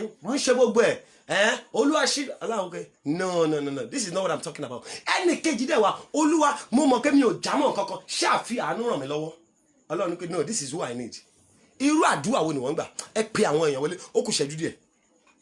Number 4 prayer of those who abide in him àdúrà àwọn tó ṣe kíni tí wọ́n wà nínú rẹ̀ bẹ́ẹ̀ ni àwọn bíbélì pé àwọn tó fẹ́ mi wọ́n á máa pa òfin mi mọ́ those who abide in God according to John chapter 15 verse 7 those who abide in God. Number 5 prayer of those that turn from their wicked ways àdúrà àwọn tó kọ ìwà àtijọ́ sílẹ̀ ìwà ibi wọn a lot of people are praying ṣùgbọ́n mo máa sọ kọ́kọ́ apani ni ẹlòmíì ò fi dà pààyàn ṣùgbọ́n ọ̀rọ̀ ẹnu ẹ̀ ọ̀dọ̀ ta ló ti fẹ́ lọ rajà èèyàn rádàdà yẹn àánú ẹ̀ ṣe mí tó o bá débẹ̀ gbogbo ọjà rẹ̀ ló máa ń léwó ẹni tó fẹ́ lọ rajà àwò pé bó ni mo lọ ṣé ó bá jẹ́ bẹ́ẹ̀ jẹ́ tètè kúrò lọ́dọ̀ ẹ̀ ẹlòmíì ọ̀dọ̀ tí ò ṣojú rẹ̀ ṣé ò ti sọ́sà especially obìnrin bẹ́ẹ̀ bá ti róbìnrin méjì tó ń sọ̀rọ̀ obìnrin mẹ́ta kò sí nǹkan mi tó ṣe àbòsí ni ǹjẹ́ olóòrẹ́ tẹ́ ẹjọ́ ń gbàdúrà ǹjẹ́ irú ọ̀rẹ́ wo ló ń yàn sá irú ọ̀rẹ́ wo lẹ̀ ń yàn mọ̀ ṣé ìṣe àwọn tẹ́ máa jẹ́ pé máa wà aráalé rẹ̀ máa wo bó ṣe ń bọ̀ máa wo ẹsẹ̀ bó ṣe rí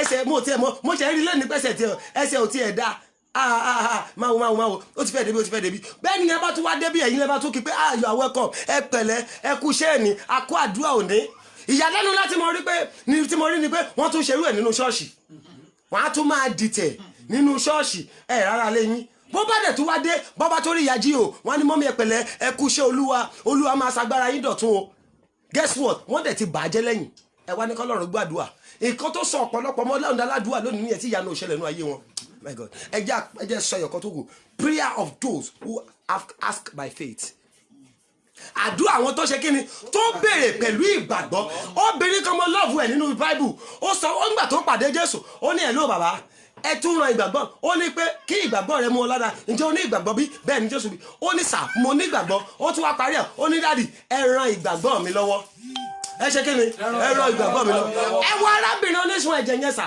ó ní gbọ́dọ̀ sà bàbá a lot of people that day when Jesus was going there are people that was wọ́n fi ẹ̀gbẹ́ tọ́ Jésù báyìí ìyanu òṣèlè láyé wọn ṣùgbọ́n obìnrin yẹn ní pé ẹ má jẹ dàbí àwọn mugun yìí àwọn eléyìí ò gbọ́n they don't know what this man is carrying nítorí ẹ̀nà ṣe ń rọ́dà ní ránṣọ bẹ́ẹ̀ ni nítorí wọn ọ̀dẹ̀ ní testimony ṣùgbọ́n nǹkan ìyọ̀kọ́ tẹ̀mí nídìí àti ṣe rè ẹ jẹ́ ń fọwọ́ kan ìṣẹ́ tí aṣọ rẹ̀ bí n bá ti rí fọwọ́ kan ẹ gbàgbé ẹ̀ èmi máa bọ́ lọ́wọ́ ogun ẹ sà bí èrò ṣe pọ̀ tó sà ó dẹ̀ fọwọ́ kan ìṣẹ́ tí aṣọ Jésù lẹ́sẹ̀kẹsẹ̀ Bíbélì wípé ìṣù ẹ̀jẹ̀ rẹ̀ dẹ̀ gbẹ ẹ wá wo nǹkan tó ṣẹlẹ̀ Bíbélì wípé Jésù ní pé ó tẹsẹ̀ dúró ẹlò ta ló fọwọ́ kàn mí bọ̀dá Pétérù ní pé ẹlò bàbá kí ló ń sọ ìnà ṣóun fọ́ ni ẹ gbàgbé nǹkan tẹ́ ń sọ yìí kí lẹ̀ ń sọ sáà kí wọ́n ta ló fọwọ́ kàn yín we have this multitude of people ẹni pé ta ló fọwọ́ kàn yín Jésù ní pé ìwọ ọmọ nǹkan tí kìí tiẹ̀ dákẹ́ ẹnu ẹ̀ ó ní a virtue have come out of àṣẹ kan tara mi jáde pẹ̀lú ìbẹ̀rù obìnrin yẹn sáré jáde wá ó kúnlẹ̀ ó ń dáde èmi ní sà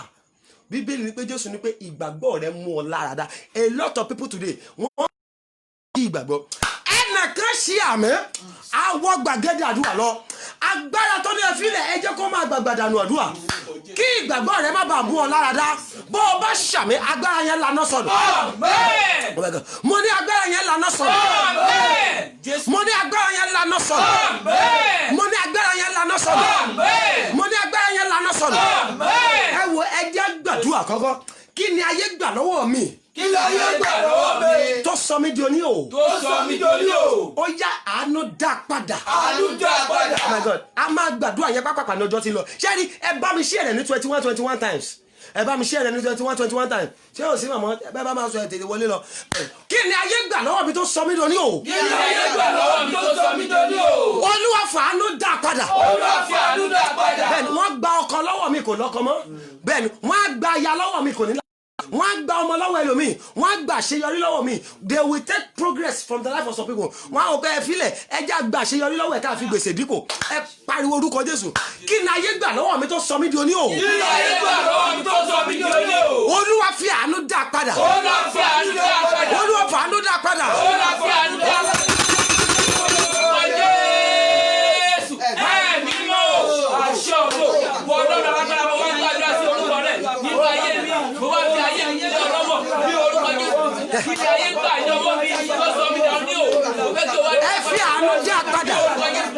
Bí àánú lórí agbára rẹ̀ bí orúkọ Jésù Olúwa dá padà Olúwa dá padà kí ni ayé gbà lọ́wọ́ mi bí orúkọ Jésù kí ni ayé gbà lọ́wọ́ mi bí orúkọ Jésù irú aṣọ ìgbòho ní ayé ẹ fa àánú dá bí padà. orúkọ Jésù gbogbo àwọn tó ti ní ìbàdí gbogbo àwọn tó ti ní ọ̀fẹ́ nínú ayé mi èyí ọ̀dà ti gbà láyé mi Olúwa kí àánú. ẹnìkan ṣe àmì ohun tí ka ènìyàn mọ̀ gbà lọ́wọ́ rẹ ohun tí ayé gbà lọ́wọ́ rẹ bó o bá ṣàmì ó yá àánú dá padà.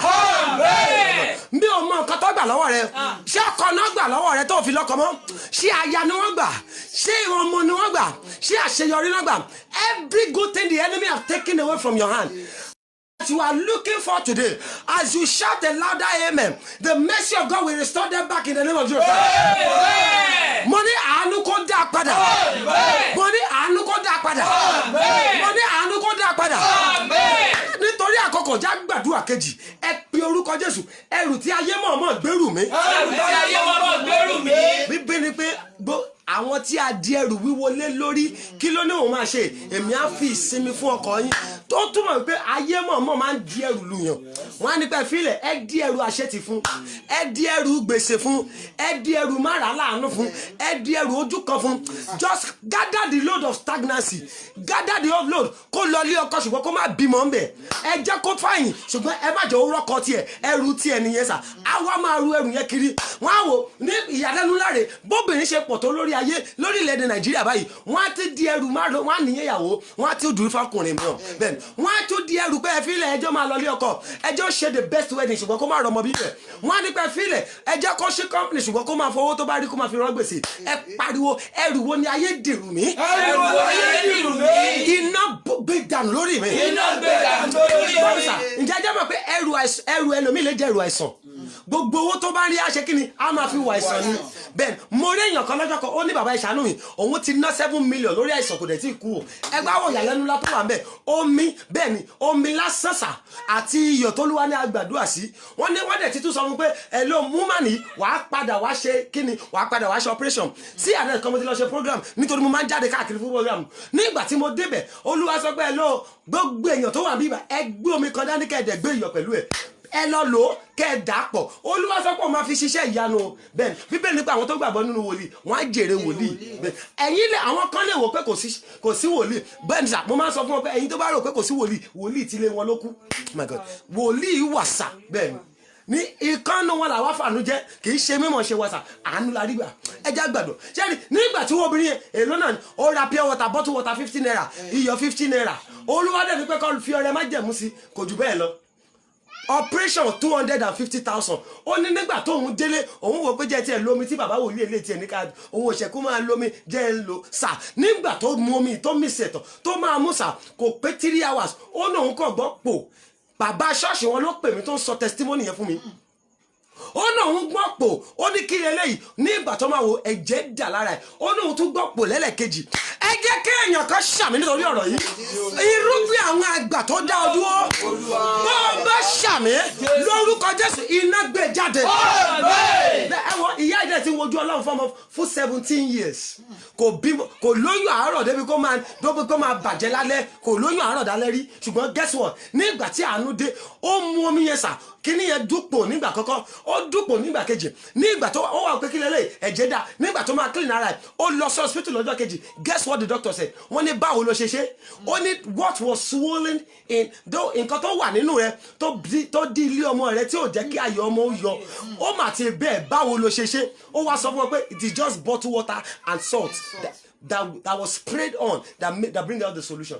Ó túmọ̀ pé Ọlọ́run sì ń ṣiṣẹ́ gbọ́bìsà mo máa sọ pé Ọlọ́run ṣe jí bí ìtàtijọ́ àwa la ò sin bàbá bí ìtàtijọ́ ẹ gbọ́bìsà kó ṣègbè fún àwọn tó tẹríba fún òkùnkùn àìlè gbàdúrà ló jẹ́ kí àwọn ìránṣẹ́ Ọlọ́run mi lọ tẹríba fún òkùnkùn àìní faradà àìlè sọ́ra wọn sínú àwẹ̀ ló jẹ́ kí wọ́n lọ tẹríba fún òkùnkùn ẹ gbọ́bìsà Ọlọ́run bàbá lọ́lá sì wà bí ìtàtijọ́ bó o bá ti lè sin bí ìtàtijọ́ sà tó o dẹ̀ farabalẹ̀ ẹja gbàdúrà ẹja kúrò lórí yẹn lónìí ẹ pé Jésù sà ẹrù tí ayé mọ̀ọ́mọ̀ gbèrú mi. bóyá iná gbé jáde lára mi. ìwọ ni wàá máa dárúkọ tiẹ̀ ẹrù àìsàn tọ́mọ̀ mọ̀ gbèrú mi. ẹrù àṣetì. ẹrù má tẹ̀gbẹ́. ìwọ tó ń wọkọ̀ ẹrù má lọ́kọ. ẹrù má níyàwó. ẹrù má bímọ. iná gbé mi lára mi. ṣé mo ṣe máa sọ iná gbé mi lára mi. iná gbé mi lára mi.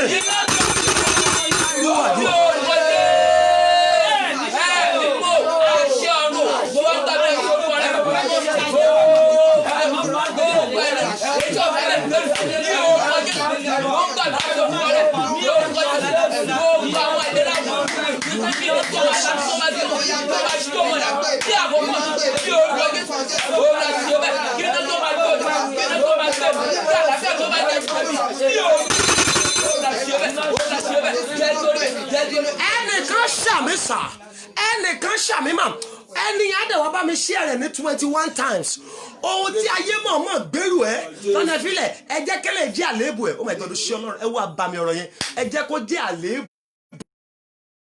ṣùgbọ́n kò lọ́kọ ó rẹwà ṣùgbọ́n kò níyàwó ó lọ ilé ọkọ ṣùgbọ́n kò bímọ bẹ́ẹ̀ àléébù ní sà àléébù Hánà ní pé kò bímọ àléébù Obedi-Édómù nípa ayé rẹ̀ wà lójú kan àléébù Bátílómẹ́wù ní pé ó fọ́ lójú àléébù obìnrin oníṣun ẹ̀jẹ̀ nípa ẹ̀jẹ̀ ń dà lára rẹ̀ ẹ jẹ́ kéèyàn kan ṣàmì ohun tí ayé mọ̀ọ́mọ̀ gbèrú ẹ̀ tó dàbí àléébù tọ́ni ẹ̀fílẹ̀ àìsàn ní tẹlomi ẹ jẹ́ kó máa ṣiṣẹ́ kó máa rà ànúgbà bó o bá ṣàmì ó yá iná gbẹ̀mí mo ní iná gbẹ̀mí mo ní iná gbẹ̀mí mo ní iná gbẹ̀mí ẹgbẹ́ mi sà àléébù lè jẹ́ máa rà láàánú gbogbo bí tí gbogbo èèyàn ti rà ànúgbà òun á débẹ̀ wọ́n á ní kó padà wá lọ́jọ́ mi oh my god àléébù ẹlòmíì á jẹ́ àìsàn àléébù ẹlòmíì á jẹ́ ojú kan kò sí bó ṣe struggle tó wọ́n á jẹ́ kó máa struggle but there's nothing to show for after he is struggling àmì tó ṣe dà gbogbo àléébù ayé lára rẹ tí gbogbo èèyàn recognize ẹ pẹ̀lú bó o bá ṣàmẹ́ ó yá iná kó gbé mi ọjọ́ yẹn dẹ̀ ti ń lọ díẹ̀díẹ̀ mo ní iná kó gbé mi ẹ jẹ́ fún aládùúrà mẹ́ta nítorí ọjọ́ ti lọ sà oh my god aago mẹ́wàá dẹ̀ ti fẹ́ lù ẹ jẹ́ fún aládùúrà mẹ́ta ọjọ́ tí mo retí ayọ̀ ìbànújẹ́ ò gbọ́dọ̀ wọlé. ọjọ́ tí mo retí ayọ̀ ìbànújẹ́ ò gbọ́dọ̀ wọlé. lásìkò tí ire mi ń bọ̀ lásìkò táyọ̀ mi ń bọ̀ olúwa kíkú má pa mí lásìkò tí ire mi ń bọ̀ lásìkò táyọ̀ mi ń bọ̀ olúwa kíkú má pa mí.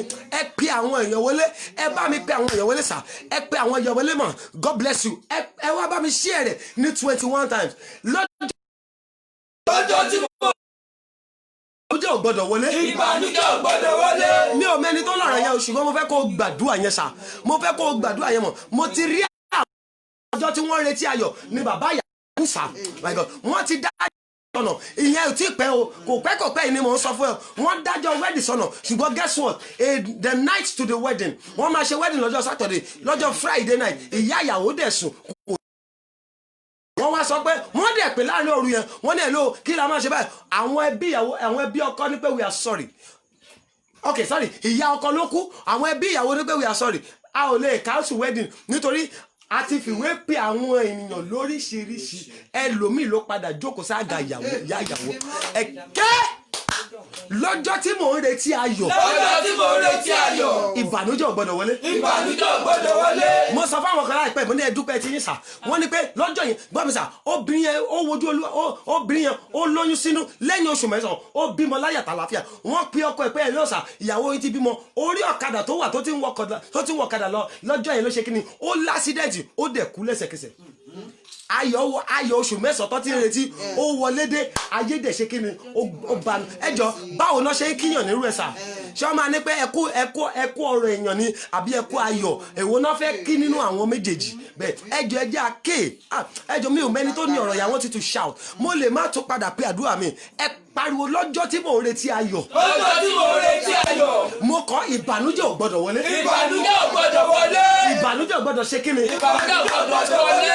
lọ́jọ́ tí mò ń retí ayọ̀. lọ́jọ́ tí mo retí ayọ̀. ìbànújẹ́ ò gbọ́dọ̀ wọlé o. ìbànújẹ́ ò gbọ́dọ̀ wọlé. ìbànújẹ́ ò gbọ́dọ̀ wọlé o. ìbànújẹ́ ò gbọ́dọ̀ wọlé.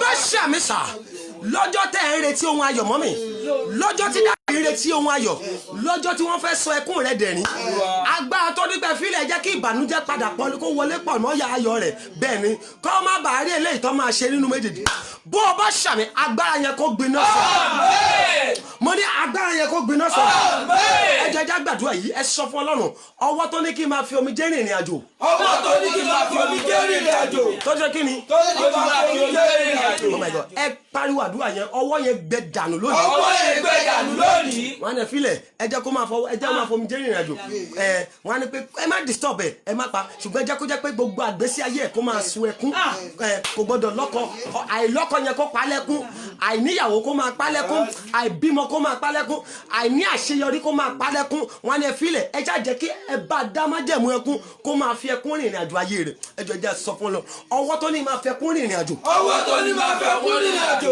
ó yá ọwọ́ yẹn gbẹ dànù. ọwọ́ yẹn gbẹ dànù. ọwọ́ náà máa gbẹ dànù. ọwọ́ náà máa gbẹ dànù. irú ọ̀rọ̀ wẹ́ mo ní ọwọ́ yẹn máa gbẹ dànù. ọwọ́ yẹn máa gbẹ dànù. ọwọ́ náà máa gbẹ dànù. ọwọ́ náà máa gbẹ dànù.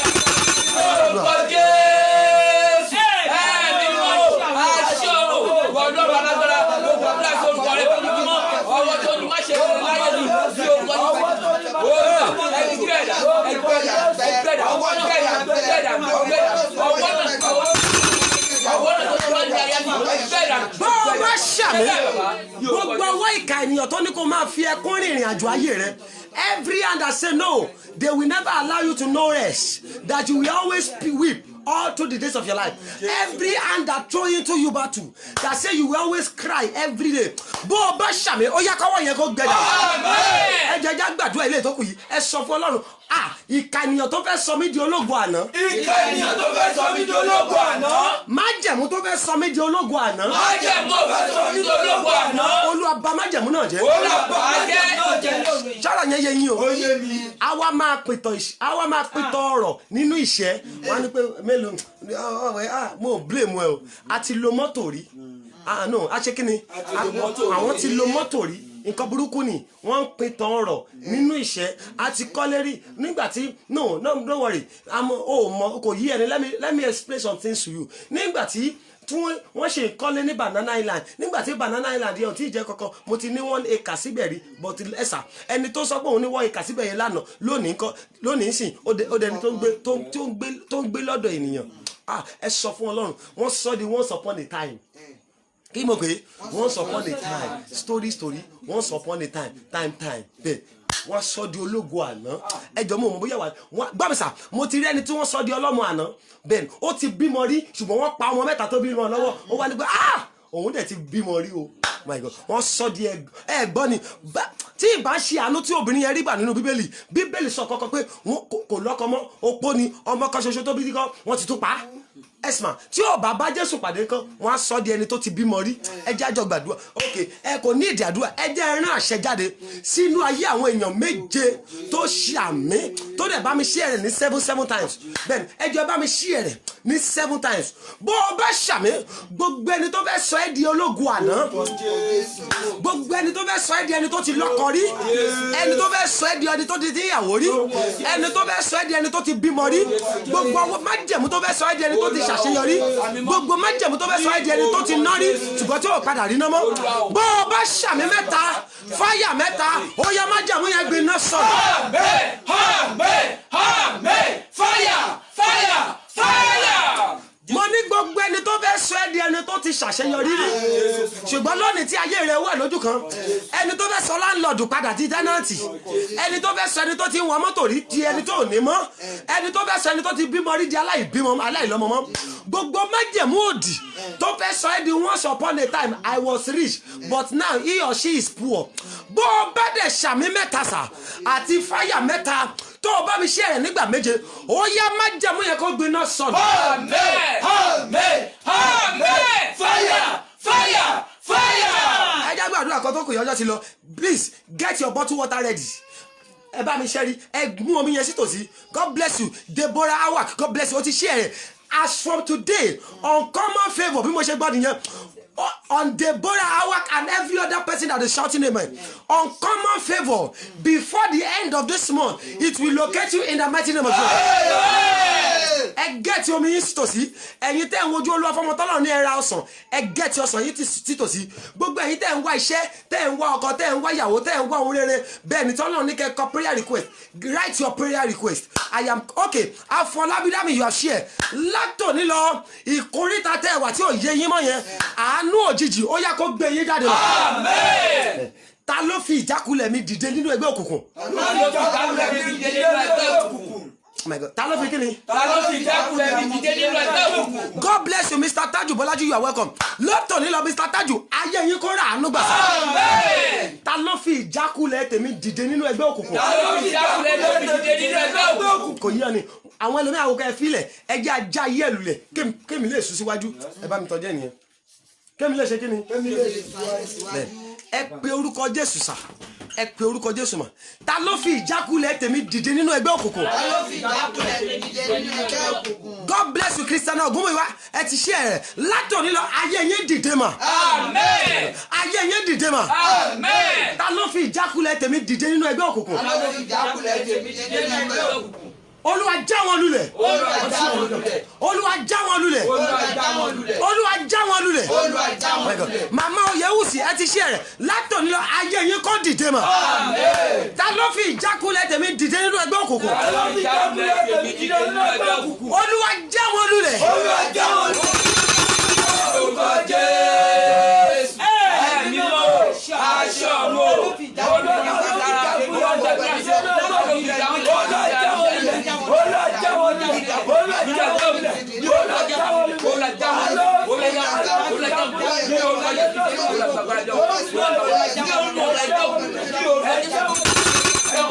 Ẹni ṣàmì God bless Mama Oyèwùsì ti ṣe ẹ̀, Christiana Ogunmuyiwa ti ṣe ẹ̀, Mama Joseph ti ṣe ẹ̀, Mama Adédèké ti ṣe ẹ̀. Látòní lọ gbogbo ẹni dúró ní dúró pé ẹ ò ní dìde, ọmọ tó tara yín náà ò tún ní dìde.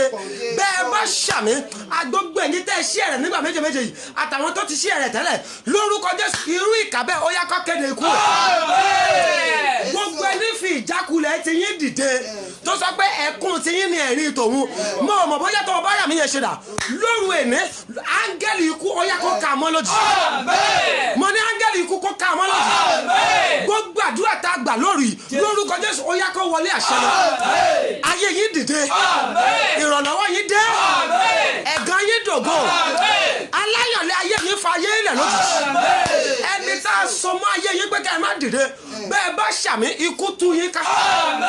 Irú alágbára bẹ́ẹ̀ ó yá ikú kó pa lẹ́yìn yín. Gbogbo ọmọ tó tinú yín jáde àtẹ̀yìn lórúkọ Jésù ayé yín kó dìde o. My God, ogun táwọn òbí yín jà tí ò parí tẹ̀yìn ọmọ náà ti jà ara yìí.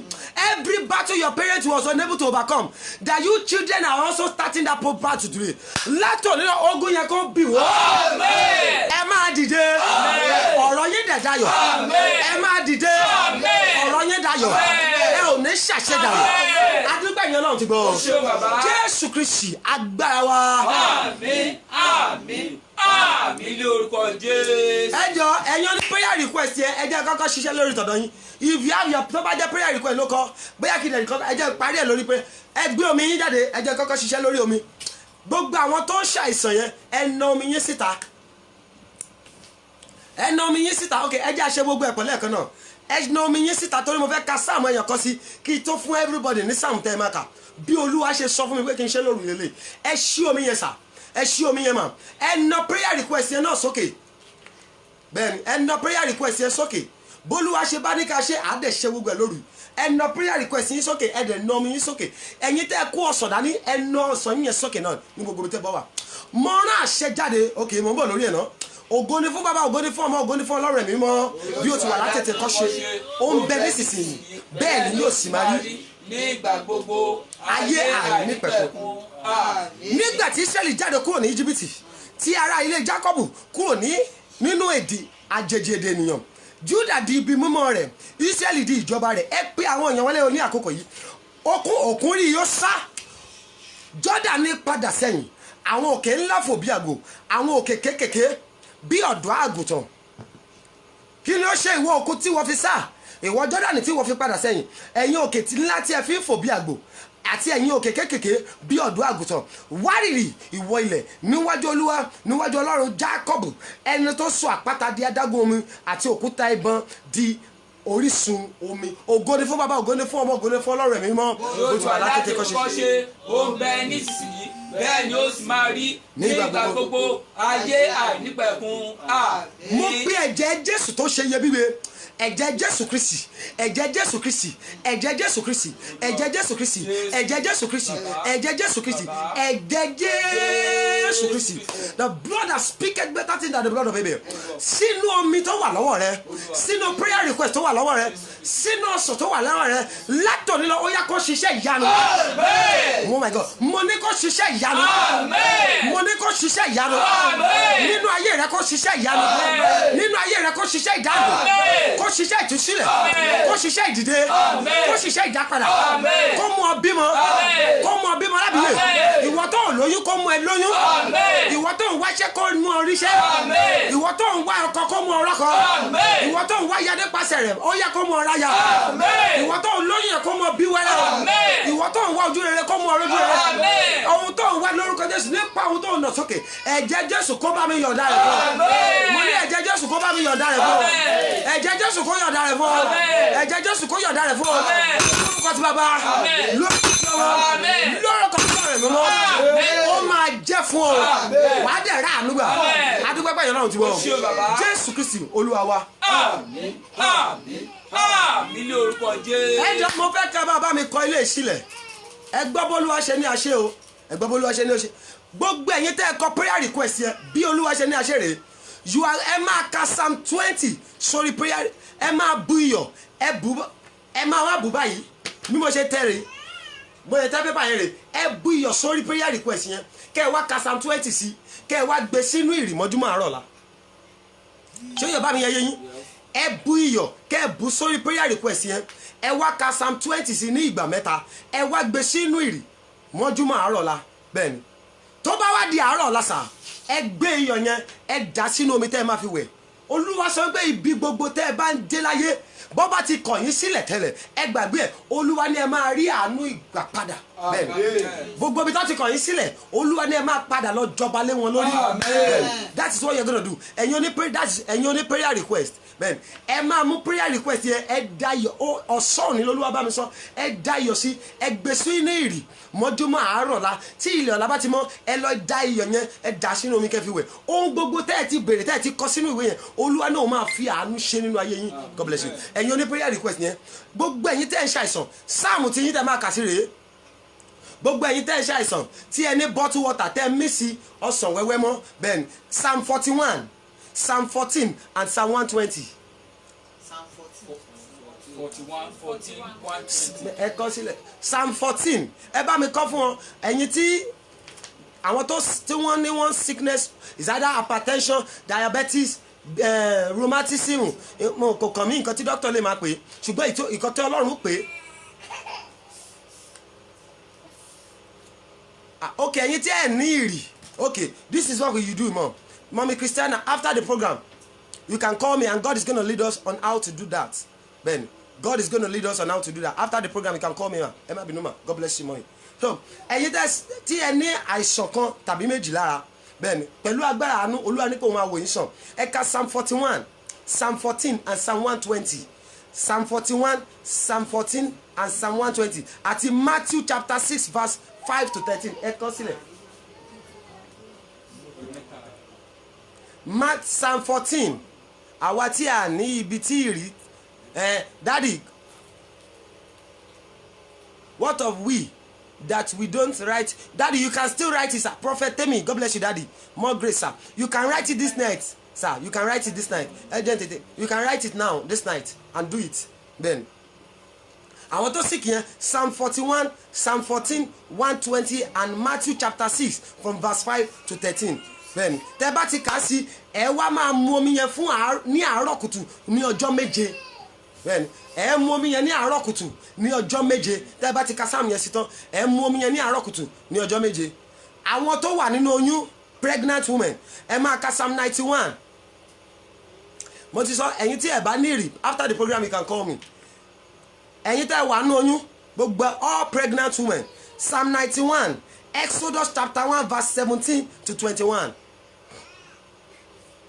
Ìrì means dew ìrì dew ló túmọ̀ sí Exodus chapter 1 verse 17 to 21 Exodus chapter 1 verse 17 to 21 and Luke chapter 2 verse 6 to 7 àwọn tó wà nínú oyún nìyẹn o Luke chapter 2 verse 6 and 7 àwọn tó wà nínú oyún ẹ kà sínú bottle water yín yẹn Psalm 91 Exodus chapter 1 verse 17 to 21 and Luke chapter 2 verse 6 to 7 àwọn tó wà nínú oyún nìyẹn ẹ kà á bẹ́ẹ̀ ni ẹ dẹ̀ mú omi yẹn fún ọjọ́ mẹ́ta mo gbàgbọ́ nínú agbára Ọlọ́run pé bí ẹ ti lóyún yẹn nírọ̀rùn ìrọ̀rùn lẹ máa bí ọmọ yẹn láyà tàlàáfíà wọn ò ní fàbẹ́gbẹ̀ bí yín. So gbogbo àwọn tó ń wojú olúwa fọmọ ọ̀sán yìí yẹn bólúwa ṣe lẹ́yìn máa ṣe ẹ̀ka Jeremiah chapter 29 verse 5 and 6 gbogbo àwọn tó ń wojú olúwa fún ọmọ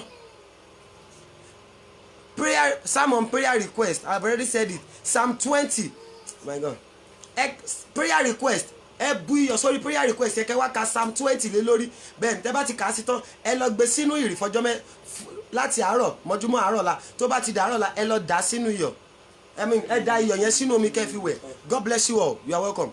Gbogbo àwọn tó wojú olúwa fún ọmọ ẹ ka Jeremiah chapter 29 from verse 5 and 6 verse 5 and 6 Jeremiah 29 verse 5 and 6 and Romans 4 17 to 21 Romans chapter 4 verse 17 to 21 and 1 Samuel chapter 1 verse 9 to 20 1 Samuel chapter 1 from verse 9 to 20 àwọn tó ń wojú olúwa fún ọmọ rere.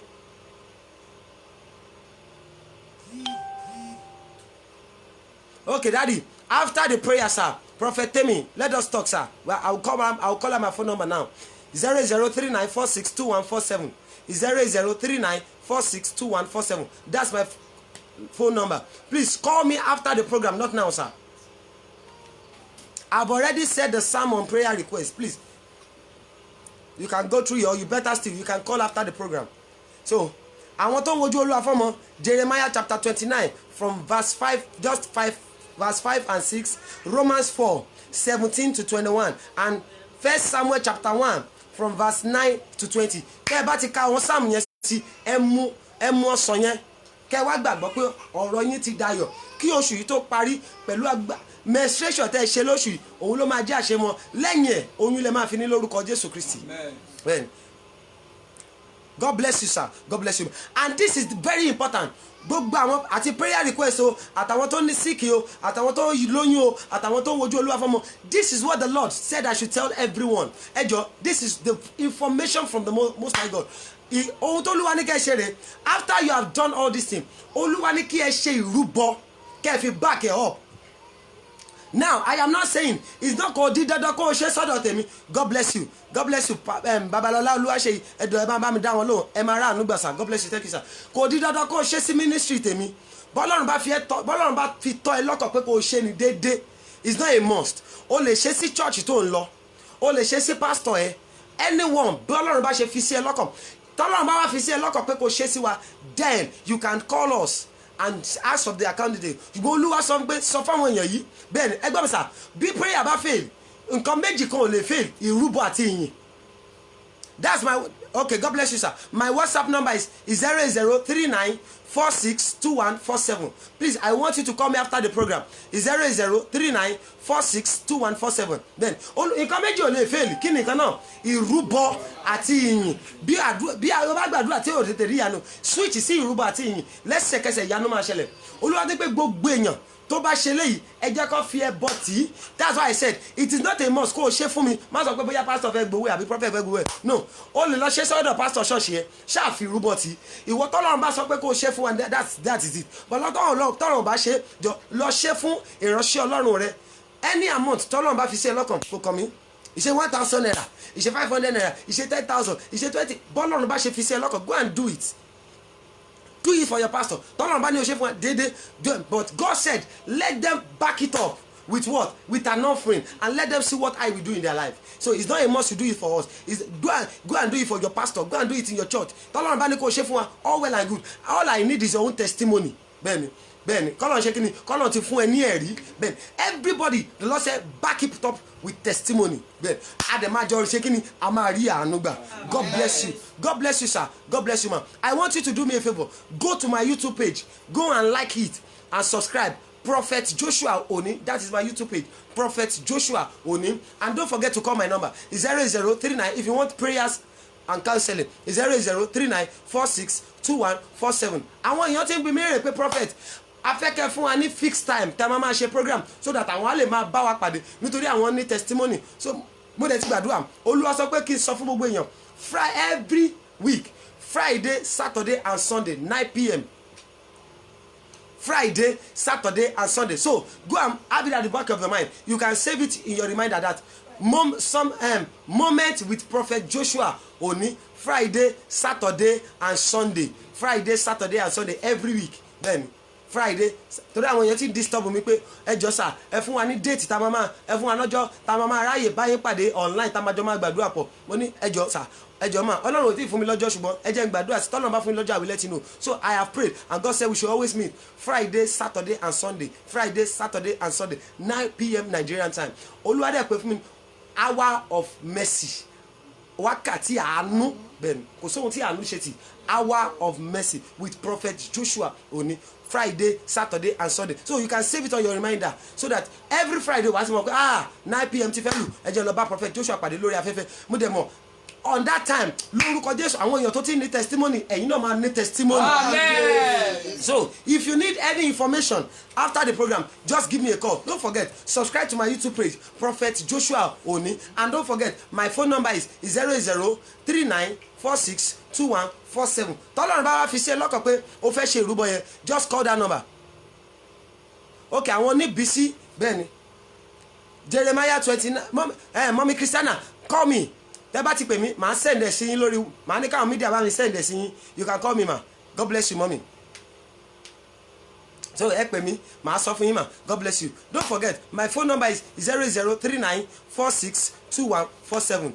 That's also my WhatsApp line. You can contact me. Tọ́lọ́run bá ní pé kẹ́ ṣe ìrúbọ yẹn ẹ pè nọ́mbà yẹn wọ́n á dá yín lò wọ́n á fún yín necessary details. Mo dẹ̀ ń fi àkókò yìí dúpẹ́ lọ́wọ́ gbogbo àwọn tí Ọlọ́run lò nígbà tí àwọn gadget wa tá à ń lò tó ní fault. Bẹ́ẹ̀ni mo dúpẹ́ lọ́wọ́ yín Ọlọ́run máa bá mi gbé yín lọ́wọ́ sókè ayé yín á máa rí àánú gbà ibi tẹ́ tí mo jáde Ọlọ́run máa fọ̀pọ̀ rọ́pò gbogbo ẹ̀yin tẹ́ sponsor ìpàdé yìí tẹ́ẹ̀dẹ̀ tí mo máa sponsor weekly program yẹn lórúkọ Jésù àánú kò ní ṣe ti yín tì ní gbogbo ọ̀nà ẹ ó máa rí àánú gbà.